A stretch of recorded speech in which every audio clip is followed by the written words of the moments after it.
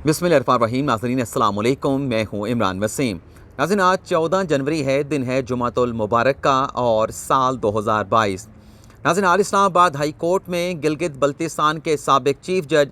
राना मोहम्मद शमीम के बयान हल्फी और साबिक चीफ जस्टिस मियां साकिब निसार के ऑडियो स्कैंडल से मुतल्लिक दो अलग अलग मुकदमात की समाअत हुई।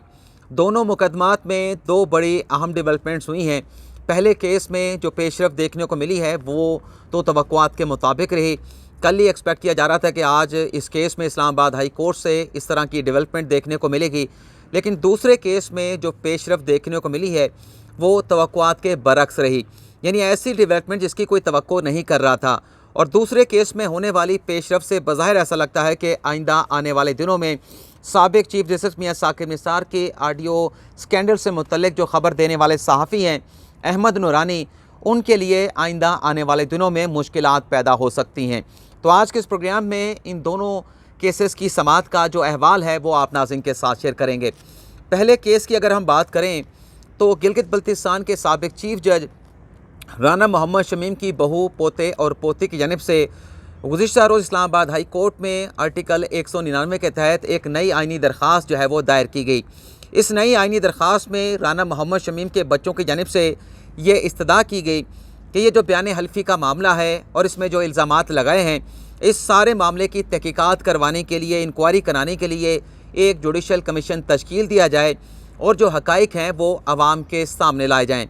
तो आज इस्लामाबाद हाई कोर्ट के चीफ जस्टिस अतर मिनल्ला ने राना मोहम्मद शमीम के बच्चों की जानिब से दायर की गई इस दूसरी दरख्वास्त पर समाअत की है। राना मोहम्मद शमीम के बेटे अहमद हसन राना ने अपनी अहलिया, अपने बेटे और अपनी बेटी की अदालत में वकालत करते हुए दलाइल में ये कहा कि उनके वालिद राना मोहम्मद शमीम की जानिब से जो बयान हल्फी दिया गया है, उस बयान हल्फी में सुप्रीम कोर्ट के साबिक चीफ जस्टिस मियां साकिब निसार पर बड़े संगीन इल्ज़ामात लगाए गए हैं। अहमद हसन राना ने अदालत में ये भी कहा कि इससे पहले इसी अदालत के यानी इस्लामाबाद हाई कोर्ट के साबिक जज शौकत अजीज़ सदीकी ने कुछ इसी तरह के इल्ज़ामात जो है रावलपिंडी बार में तकरीर करते जो है वो इल्ज़ामात लगाए थे। लेकिन चीफ जस्टिस अतर मिनल्ला की जानिब से राना मोहम्मद शमीम से ये मुकालमा किया गया और ये रिमार्क दिए गए कि क्या आपको किसी बेंच पर शक है, क्या आपको किसी जज पर शक है, क्या कोई ऐसा बेंच है जिसे आप समझते हैं कि किसी के दबाव के ऊपर जो है वो बनाया गया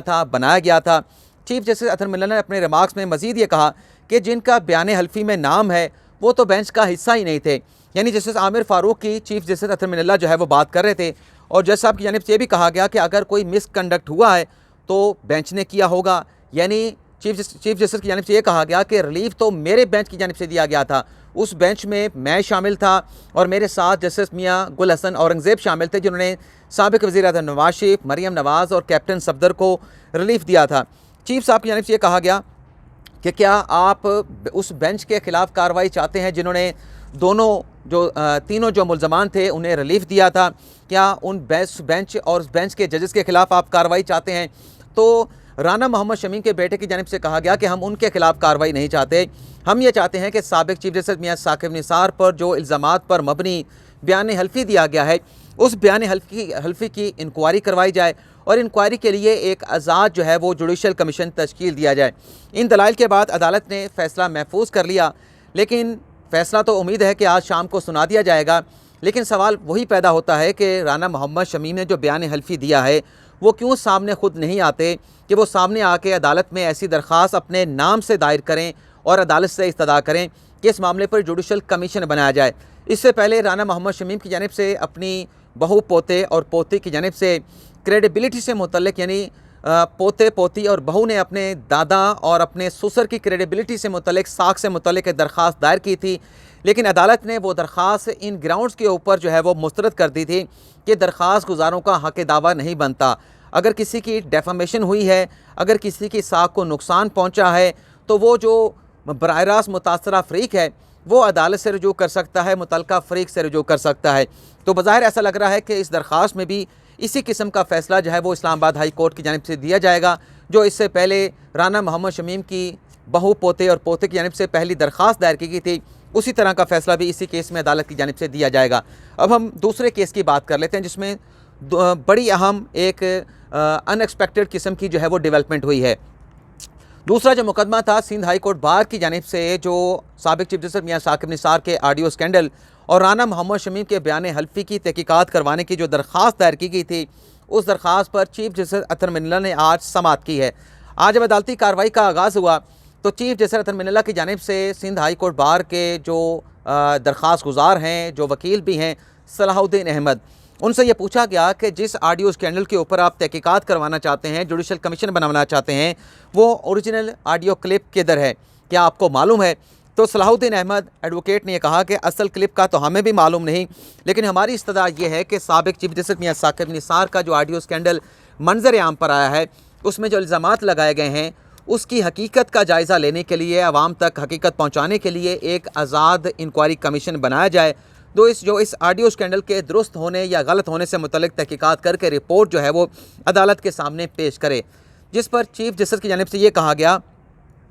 कि ये तमाम जो चीज़ें जिन पर आप इंक्वायरी कराना चाहते हैं, तहकीकात करवाना चाहते हैं, इनका बराह रास्त ताल्लुक़ जो है उन अपीलों के साथ है जो इस्लामाबाद हाई कोर्ट में ज़ेरे इल्तवा हैं। चीफ साहब ने कहा कि जिनकी अपीलें हैं, यानी शरीफ ख़ानदान, मरीम नवाज़, नवाज शरीफ और कैप्टन सफदर की जो अपीलें हैं, उन्होंने ऐसा कोई मुतालबा मुतफरक दरख्वास्त के ज़रिए इस अदालत से नहीं किया। और फिर ये भी कहना था जज साहब का कि इस केस में हम जो भी हुक्म देंगे उसका बराह रास्त जो इफ़ेक्ट है वो उन ज़ेरे इल्तवा अपीलों पर पड़ेगा। और पिटीशन में उन्होंने कहा कि इल्ज़ाम लगाया गया है बेंच के ऊपर कि इस अदालत के बेंच जो है वो दबाव के तहत बनवाए जाते हैं, जिस पर सलाहुद्दीन अहमद ने कहा कि मेरी जो दरख्वास्त है जिसमें मैंने जुडिशल कमीशन बनाने का मुतालबा किया है, मेरी दरख्वास्त में ऐसा कोई इल्ज़ाम जो है वो इस अदालत के ऊपर, इस अदालत के जजेस के ऊपर नहीं लगाया गया। हमारी इस्तदा ये है कि जो ऑडियो क्लिप आया है उस पर जो है एक आज़ाद कमीशन बनाकर आज़ादाना तहकीकात करवाई जाएँ। और सलाहुद्दीन अहमद ने यह भी कहा कि जो ऑडियो स्कैंडल है साबिक चीफ जस्टिस मियां साकिब निसार का, उसमें वो दूसरी तरफ किसके साथ बात कर रहे हैं, किसी जज के साथ बात कर रहे हैं, इसका जो है वो अभी पता नहीं चलाया जा सकता। और सलाहुद्दीन अहमद ने यह भी कहा कि फ़िलहाल हम किसी को कसूरवार, किसी पर इल्ज़ाम नहीं लगा सकते और किसी को कसूरवार करार देना, किसी पर इल्ज़ाम लगाना जो है वो कबल वक्त होगा। और फिर उन्होंने ये भी कहा कि अहमद नूरानी, जिन्होंने ये ऑडियो स्कैंडल जो है फैक्ट फोकस नामी वेबसाइट पर जो है वो लीक किया था, उन्होंने भी अपनी ख़बर में ये बताया था कि उन्होंने बाकायदा जो है ये ख़बर देने से पहले ऑडियो क्लिप का फ्रांजिक कराया है। और फिर जो फ्रांजिक रिपोर्ट थी अहमद नूरानी की ख़बर के साथ, उस ऑडियो रिपोर्ट को जो है वो सलाहुद्दीन अहमद ने कमरा अदालत में पढ़ के सुनाया। जिस पर चीफ जस्टिस मिनल्ला ने सलाहुद्दीन अहमद से ये पूछा कि आपने ये रिपोर्ट किधर से हासिल की है और आप ये रिपोर्ट कहाँ से पढ़ रहे हैं और इस रिपोर्ट पर हम कैसे इंसार कर सकते हैं। तो सलाहुद्दीन अहमद ने कहा कि ये रिपोर्ट उन्होंने इंटरनेट से हासिल की है। जिस पर चीफ जस्टिस ने कहा कि इंटरनेट पर तो बहुत सारी ऐसी चीज़ें पड़ी होंगी, आपकी इस रिपोर्ट के ऊपर अदालत जो है वो इंसार नहीं कर सकती। इस रिपोर्ट के ऊपर जो आपने इंटरनेट से हासिल की है, इसकी रोशनी में जुडिशल कमीशन जो है वो नहीं बनाया जा सकता। चीफ जस्टिस की जानिब से ये भी कहा गया कि बादियुल नज़र में अगर आपने अपना मुकदमा बनाना है तो आपको अपना मुकदमा साबित करना होगा, कोई सबूत लाना होगा अदालत के सामने, ताकि अदालत मुतमिन हो सबूत की रोशनी में। और फिर अदालत अगर ऐसा सबूत आ जाता है तो जुडिशल कमीशन बनाने से किसी किस्म की हिचकिचाहट का मुज़ाहरा जो है वो नहीं करेगी। चीफ साहब की जानिब से ये भी कहा गया कि इस अदालत के ख़िलाफ़ बयानिया बनाया गया। बयानिया क्या है कि इस अदालत के जजेस कंप्रोमाइज़ हैं, ये अदालत कंप्रोमाइज़ है, किसी के कहने पर बेंच बनाए जाते हैं। तो उन्होंने सवाल पूछा चीफ साहब ने, सलाहुद्दीन अहमद ने, क्या आपने कोई ऐसी मिसाल देखी है, कोई ऐसी मिसाल देंगे कि इस अदालत के जजेस कंप्रोमाइज़ हैं, ये अदालत कंप्रोमाइज़ है, किसी के कहने पर जो है वो बेंचेस यहाँ पे बनवाए जाते हैं। सलाहुद्दीन अहमद ने कहा कि आप इस ऑडियो के ऊपर जो है फ्रांजिक करवा लें। तो चीफ साहब ने कहा कि तारीख़ वाकई बड़ी तलख़ है। माजी में कुछ जजेस ने जो है वो रिटायरमेंट के बाद बहुत सारी चीज़ों का एतराफ़ किया है, लेकिन अगर फ्रांजिक करवाना है तो किससे करवाया जाए, आप इस पर अपनी तजवीज़ दे दें। तो सलाहुद्दीन अहमद ने कहा कि मैं तो कोई तजवीज़ नहीं दूंगा, क्योंकि मेरे ऊपर तो जो अटॉर्नी जनरल हैं, जो वफाक के नुमाइंदा होते हैं, उनकी जानिब से इल्ज़ाम लगाया गया कि मैं चूँकि प्रॉक्सी हूँ, किसी की जानिब से मैंने दरख्वास्त एज ए फ्रंटमैन के तौर के ऊपर अदालत में दायर की है, तो मैं कोई तजवीज़ नहीं दूंगा कि ऑडियो टेप का अगर फ्रांजिक करवाना है तो किस एजेंसी से करवाया जाए, किस एजेंसी से ना करवाया जाए, मैं ऐसी कोई तजवीज़ नहीं दूंगा। जिसके बाद अदालत ने अटॉर्नी जनरल फॉर पाकिस्तान और पाकिस्तान बार काउंसिल के जो नुमाइंदा हैं, उन्हें ये कहा है कि आइंदा समात पर आप कुछ ऐसी मुस्तनद फ्रांजिक एजेंसियों की, आलमी फ्रांजिक एजेंसियों के आप नाम जो है अदालत को दे दें और बता दें कि किससे फ्रांजिक हमने करवाना है। यानी अदालत ने आज पेशकश कर दी है कि साबिक चीफ जस्टिस मियां साकिब निसार का जो ऑडियो स्कैंडल है, उसकी जो है वो फ्रांसिक करवाया जाएगा, फ्रांसिक एनालिसिस करवाया जाएगा। अदालत ने यह भी सवाल पूछा सलाहुद्दीन अहमद से, ये भी बता दें कि अगर हम फ्रांसिक करवाते हैं किसी इंटरनेशनल एजेंसी से तो उसके पैसे कौन देगा। तो सलाहुद्दीन अहमद ने कहा कि वजारत कानून इसके पैसे दे सकती है। तो अदालत ने कहा कि ख़जाने में जो पैसे होते हैं वो तो टैक्स पेयर के होते हैं, तो टैक्स पेयर के पैसे से ये रकम कैसे अदा की जा सकती है। लेकिन बहरहाल आज अदालत ने पाकिस्तान बार काउंसिल और अटॉर्नी जनरल से नाम मांग लिए हैं इंटरनेशनल कुछ फ्रांसिक एजेंसियों के, और आइंदा समात पर यह फ़ैसला होगा कि आया कि किस एजेंसी से फ्रांसिक करवाना है, फ्रांसिक नहीं करवाना। और इसके साथ साथ जो केस की समात है उसे 28 जनवरी तक मुलतवी कर दिया गया है। लेकिन अदालत ने दरख्वास्त गुजार सलाहुद्दीन अहमद से ये कहा है कि जो ओरिजिनल टेप है वो भी अदालत को फराहम की जाए, जिसका हम किसी आलमी फ्रांसिक एजेंसी से जो है वो फ्रांसिक एनालिसिस करवाएंगे। अब देखते हैं कि 28 जनवरी को सलाहुद्दीन अहमद जो साबिक चीफ जस्टिस मियां साकिब निसार का ऑडियो स्कैंडल है उससे मुतल्लिक जो ओरिजिनल टेप है क्या वो अदालत में पेश कर सकते हैं,